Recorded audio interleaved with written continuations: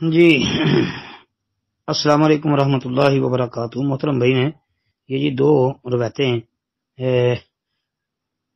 سند اور متن سمیت بھیجی ہیں۔ ایک عتبہ بن غزوان والی روایت ہے اور ایک عبداللہ بن مسعود والی۔ جی یہ اصل میں انہوں نے کل پوسٹ پہ بھیجی ہوئی تھی، تو میں نے کہا تھا کہ یہ پوسٹ کے اوپر جو نمبر لکھا نا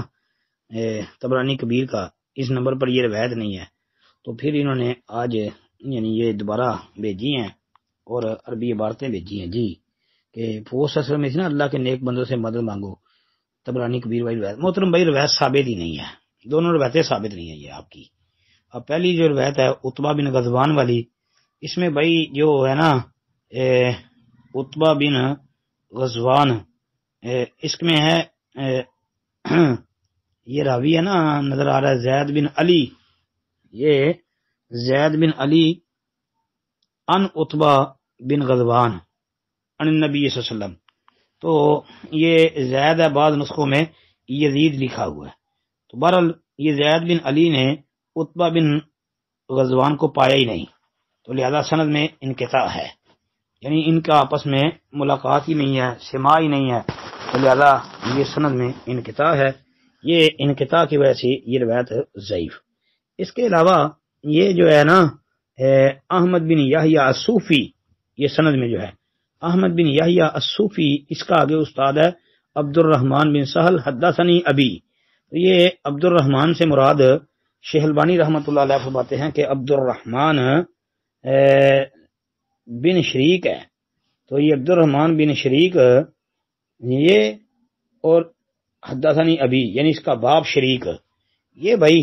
دونوں جو ہے نا باپ بیٹا ہی ضعیف ہیں جی، اگرچہ شریک بن عبداللہ النخی جو ہے اس کو بعض اہل علم نے کہا ہے کہ اس کو جمہور نے ثقہ صدوق حسن الحدیث قرار دیا، لیکن متکلم فی راوی ہے وہ، تو اس لیے یہ دونوں باپ بیٹا ضعیف ہیں۔ اگر شریک کو حسن الحدیث مان بھی لیا جائے تو پھر بھی عبد الرحمن جو ہے اس کے اوپر کلام ہے، اور اس کے بعد پھر جو ہے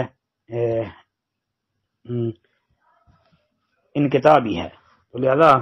یہ روایت بھائی ثابت نہیں ہے، اور امام حیثمی رحمۃ اللہ علیہ نے مجمع الزوائد کے اندر بھی